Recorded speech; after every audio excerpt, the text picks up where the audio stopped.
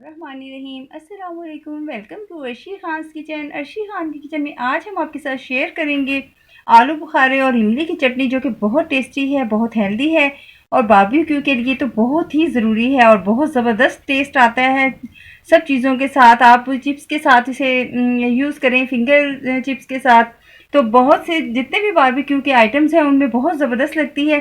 तो आपने ज़रूर ट्राई करनी है। आइए स्टार्ट करते हैं। और आलू बुखारे की चटनी बनाने के लिए हमने लिए हैं हाफ के जी यानी कि 500 ग्राम आलू बुखारे, और उसमें हम आध पाव डालेंगे इमली।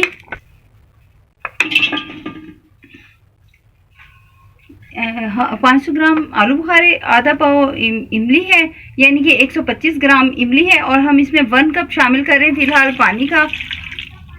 हमने 1 कप इसमें पानी शामिल किया, हाफ कप मज़ीद शामिल कर रहे हैं, 1.5 कप हमने इसमें पानी शामिल कर दिया है। अब हम इसे बहुत अच्छा सा कुक करेंगे। इन्हें हमने जो है आलू बुखारे इन्हें सॉफ्ट करना है, और ये जो इमली है इसको और आलू बुखारों को हमने बिल्कुल सॉफ्ट करना है।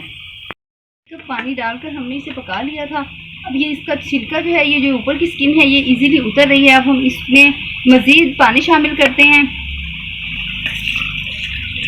ये 1.5 कप अब हमने मज़ीद इसमें शामिल किया, वो इसलिए कि अब हमने इसमें से स्टोन निकालना है इसका, और ये जो छिलका है इसको हमने करना है रिमूव। और ये जो हमने इसमें इमली शामिल की थी वो भी सॉफ्ट हो गई है, इसके स्टोन भी ये सारे हम रिमूव करेंगे और फिर इसे करते हैं ब्लेंड।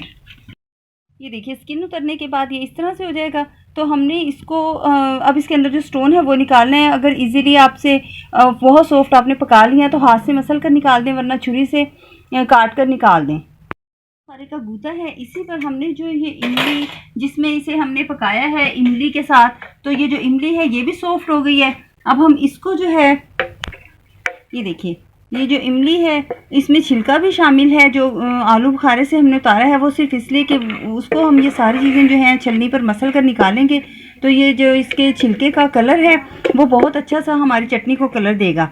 तो अब इसे हम इसी पल्प पर जो कि हमने आलू बुखारे पर से उतारा है उसी पर हम इसको भी छान लेते हैं। ये देखिए इसको हम ऐसे चम्मच से पहले कर लेंगे, फिर स्पैचुला के साथ या हाथ से मसल कर आपने इसका सारा जो है ये गुदा ये निकाल लेना है। ना इमली का पल्प था वो भी हमने इसमें छान लिया है। अगर आपको इस तरह से मुश्किल लगता है तो आप सेपरेट भी इमली का पल्प जो है वो इमली भिगोकर पल्प निकाल कर वो ऐड कर सकते हैं। अब हम इसे करेंगे बहुत अच्छा सा फाइन सा ब्लेंड। आलू बुखारे का जो पल्प था इसे हमने बहुत अच्छे से कर लिया है ब्लेंड। हमने इसमें 3 कप कुक करते हुए पानी के शामिल किए थे, हाफ कप पानी का हमने अब इसे ब्लेंड करते हुए शामिल किया। टोटल हमने इसमें 3.5 कप पानी शामिल किया है। हाफ के जी हमने इसमें यूज़ किए हैं प्लम्स यानी कि आलू बुखारे, और आध पाव जो है 125 ग्राम हमने इसमें इमली यूज़ की है। अब हम इसको करते हैं दोबारा से कुक करने के लिए रख दिया है। अब इसमें हम शामिल करेंगे शुगर। 250 ग्राम हम शुगर यूज़ कर रहे हैं, यानी कि 1 पाव शुगर हमने इसमें शामिल की। अभी हम इसको करते हैं कुक। इसकी साइज के लिए वीडियो आपने जो है वो आखिर तक देखनी है। ये रिड्यूस होना शुरू हो गया है। पहले इस पर पिंक कलर का झाग था, क्योंकि हमने इसे ब्लेंड किया था तो वो झाग पिंक कलर का हो गया था उस पर। अब ये देखिए ये जो झाग बन रहा है इस पर ये हम निकाल देंगे। ये जितना झाग ऐसा बना है ये हम निकाल देंगे, क्योंकि ये चीनी का मैल वगैरह जो होता है ये वो है। अब हम इसे इसी तरह से कुक करेंगे, और ये जैसे ही फ्लेम आप हाई करते हो तो अक्सर ये उबलना शुरू हो जाता है बहुत तेज़, तो आप फ़ौरन फ्लेम को करें कम। और ये अब उबलना जो है वो बंद हो गया है, कुक हो रहा है बहुत अच्छे से। इसी तरह करते हुए हमने इसे हिलाते हुए, बिल्कुल हिलाना नहीं छोड़ना है, क्योंकि फिर ये बेस में लग सकता है, और जाहिर है आपको पता है जली हुई कोई भी चीज़ होगी तो उसका टेस्ट अच्छा नहीं आएगा। तो अब हम इसको इसी तरह से हल्का हल्का हिलाते हुए कुक करते रहेंगे जब तक कि ये शहद जितनी कंसिस्टेंसी में नहीं आता।